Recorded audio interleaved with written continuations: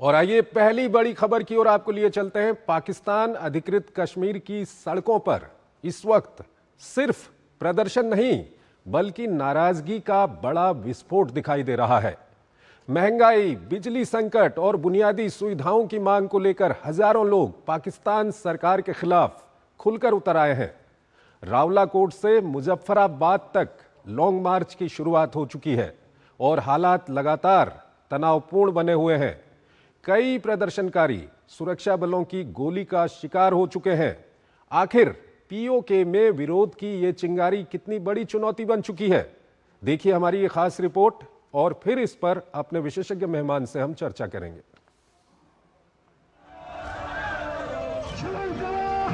ये तस्वीरें हैं मुजफ्फराबाद की, जहां आज सड़कों पर सिर्फ भीड़ नहीं बल्कि गुस्सा उमड़ा है। पीओके में हजारों लोग पाकिस्तान की दमनकारी नीतियों के खिलाफ मोर्चा खोल चुके हैं। सरकारी पाबंदियों और भारी सुरक्षा बल के बावजूद प्रदर्शनकारी पीछे हटने को तैयार नहीं है। जॉइंट अवामी एक्शन कमेटी यानी JAAC ने 15 जुलाई को रावलकोट से मुजफ्फराबाद तक बड़े लॉन्ग मार्च का ऐलान किया है। उनका कहना है कि ये मार्च 38 सूत्रीय मांगों के चार्टर को लेकर निर्णायक प्रदर्शन होगा। JAAC की अगुवाई में महंगाई, बिजली संकट, गेहूं की कमी और बुनियादी सुविधाओं की बदहाली को लेकर प्रदर्शनकारियों ने पाकिस्तान की शहबाज सरकार के खिलाफ मोर्चा तेज कर लिया है। इस आंदोलन की आग रावलकोट से भड़की। 40 दिनों से जारी विरोध प्रदर्शन मंगलवार को हिंसक टकराव में बदल गया। आरोप है कि निहत्थे प्रदर्शनकारियों पर सुरक्षा बलों ने पहले आंसू गैस छोड़ी और फिर गोलियां दाग दी। मुनीर सेना की इस बर्बर कार्रवाई ने 9 लोगों को मौत के घाट उतार दिया, दर्जनों घायल हुए और इसके बाद पीओके में गुस्सा और भड़क उठा। इसके बाद पूरे इलाके में तनाव और बढ़ गया। प्रदर्शन का नेतृत्व कर रही जॉइंट अवामी एक्शन कमेटी यानी JAAC को पाकिस्तान ने प्रतिबंधित कर दिया है। जॉइंट अवामी एक्शन कमेटी का कहना है कि ये लड़ाई सिर्फ महंगाई की नहीं है। 38 सूत्री मांगों में सस्ती बिजली, गेहूं, रोजगार और बेहतर प्रशासन की मांग है। लेकिन अब नारों में पाकिस्तान सरकार और सेना के खिलाफ गुस्सा साफ सुनाई दे रहा है। वहीं भारत ने भी पीओके की स्थिति पर प्रतिक्रिया दी है। विदेश मंत्रालय के प्रवक्ता रणधीर जायसवाल ने कहा कि ये विरोध प्रदर्शन पाकिस्तान द्वारा दशकों से किए जा रहे कथित शोषण, अधिकारों से वंचित रखने और प्रशासनिक दमन का परिणाम है। वहां के लोगों के वैध अधिकारों और न्याय की मांग का प्रतीक है। उन्होंने कहा कि पाकिस्तान सरकार स्थानीय लोगों की समस्याओं का समाधान करने के बजाय अत्यधिक पुलिस बल का इस्तेमाल कर रही है। भारत ने अंतर्राष्ट्रीय समुदाय से इस स्थिति पर ध्यान देने की अपील की है। पाकिस्तान की दमनकारी और अत्याचारी नीतियों का नतीजा है कि बलूचिस्तान से लेकर खैबर पख्तूनख्वा में असंतोष गहराता जा रहा है। बलूचिस्तान के अलगाववादी 80% हिस्से पर कब्जे का दावा कर रहे हैं। अब पीओके की आवाम पाकिस्तान को ललकार रही है कि अवैध कब्जाधारियों का अत्याचार का ये खेल बहुत दिनों तक चलने वाला नहीं। यानी पीओके की सड़कों पर आजादी की गूंज सुनाई दे रही है और इसे हासिल करने के लिए आवाम रावलकोट से मुजफ्फराबाद तक खाक छान रही है।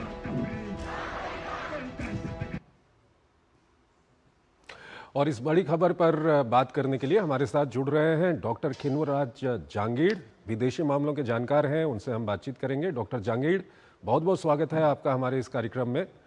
डॉक्टर जांगीड़, पहला सवाल यह है कि पीओके की जो हालत इस वक्त बनी हुई है, क्या कुछ पहली प्रतिक्रिया आपकी?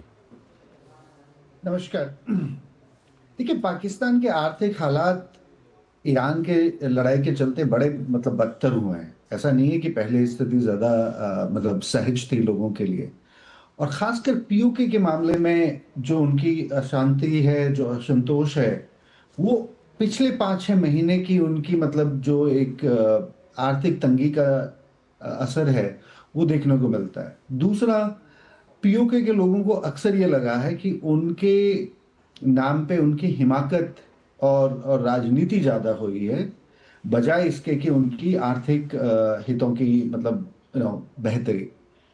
और ये लोग उस हिस्से के बिल्कुल बगल में रहते हैं जहाँ पे भारत का कश्मीर है, और उस कश्मीर में चीजें बड़ी बेहतर है। तो वो जो एक तुलना है कि हमारे सरहद के ठीक सामने के लोगों की आर्थिक स्थिति बड़ी अच्छी गुजर हो रही है। उनकी मतलब किसी भी मायने में राजनीतिक हितों के तौर पे देख लीजिए, उनकी आम शिक्षा के तौर पे देख लीजिए, सेहत के तौर पे देख लीजिए, सड़कें देख लीजिए, बिजली पानी देख लीजिए।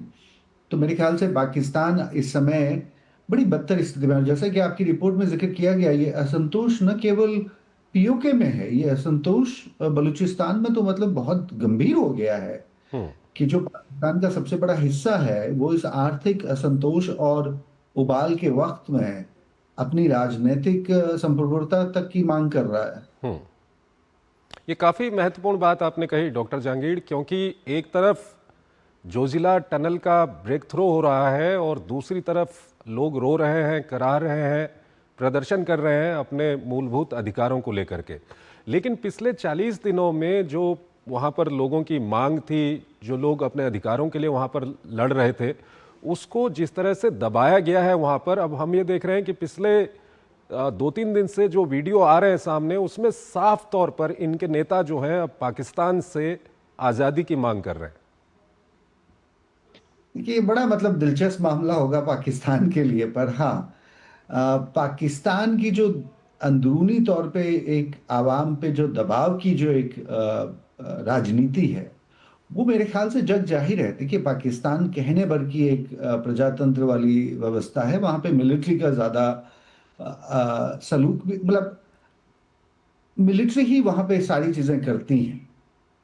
और डी फैक्टो जब मिलिट्री का राज होता है तो आवाम की अक्सर सुनवाई की बजाय मतलब अत्याचार ही ज्यादा होते हैं। तो उस लिहाज से ये बात, देखिए, साउथ एशिया में, दक्षिणी एशिया में जो जो मुल्क हैं, उन मुल्कों को ये पता है, पर विश्व के स्तर पर अक्सर इसका इल्म उतना नहीं है। हम्म। खासकर राष्ट्रीय राजनीति में पाकिस्तान की इस बात पे आलोचना बहुत कम होती है कि आप का अपने आवाम के प्रति रवैया कैसा है, वहां पे क्यों उनके सिविक राइट्स, वहां पे क्यों उनके पॉलिटिकल डिसेंट, वहां पे क्यों उनके पॉलिटिकल एजिटेशंस के लिए जगह नहीं है। और वो जगह कुदरती तौर पे नहीं है, पूरे पाकिस्तान में नहीं है। तो जो हम्म। जो पीएके की बदस्थिति है, वो बदस्थिति मेरे ख्याल से आम पाकिस्तानियों की है। और अब मेरे ख्याल से बलूचिस्तान के जरिए या पीओके के जरिए वो बात सड़कों पे और गलियों में ज्यादा हो रही है।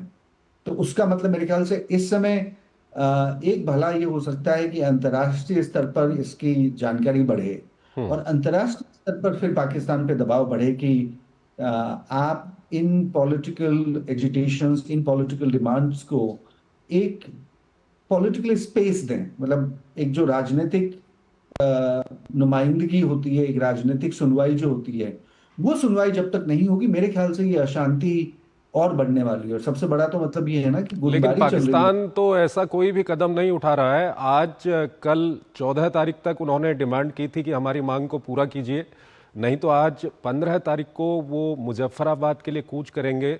और उससे पहले कल शाम से ये हुआ है कि वहाँ पर इंटरनेट बंद कर दिया गया है, वहाँ पर पाकिस्तानी रेंजर्स को वहाँ पर उतारा गया है। कल की ही खबर है, खुद जो पाकिस्तान की अपनी मीडिया है, पाकिस्तान की अपनी सरकार है, वो मान रही है कि कल वहाँ पर 7 प्रदर्शनकारियों की मौत हुई है, 2 पुलिस वाले भी वहाँ पर मारे गए हैं। तो इस तरह का माहौल पाकिस्तान जिस तरह से बलूचिस्तान में वहाँ पर विद्रोह को दबा रहा है, उसी तरह से यहाँ पर भी पीओजेके में हम देख रहे हैं कि वो इनकी मांगें मानने के बजाय लगातार इनको दबा रहा है, वहाँ पर लाशें बिछा रहा है। क्या कुछ कहेंगे? देखिए, मांगे मानने की स्थिति में पाकिस्तान नहीं है। हम्म। ये राजनीतिक इच्छा की बात नहीं है।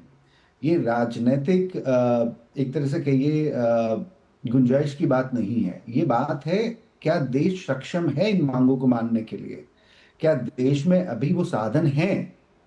क्या देश में वो राजनीतिक सूझबूझ और राजनीतिक कल्चर है? वो है नहीं। तो जाहिरन तौर पे ये कहा जा सकता है कि जो मांगे 14 तारीख तक मांगी जानी चाहिए थी, वो नहीं मांगी जाएंगी। और मैं इस बात का भी मतलब हमें ख्याल रखना चाहिए कि ये बात इच्छा से ज्यादा उनकी क्षमता पे है, और वो क्षमता है नहीं उस मुल्क में। हम्म। और वो क्षमता मेरे ख्याल से इतनी क्षीण हो गई है पिछले ईरान के और अमेरिका और इजराइल के युद्ध के चलते। अगर हम देखें, आज देखिए, पाकिस्तान की राजनीतिक तौर पे ना छवि बना दी गई है कि अरे पाकिस्तान तो मीडिएट कर रहा है। हम्म। पिछले 3 महीने से पाकिस्तान बड़े ऊंचे ओहदे पे पहुंच गया है। हम्म। ये बात एक तरह से अ, दिखावा के लिए तो अच्छी है, पर इसका जमीनी हकीकत से कोई वास्ता नहीं है।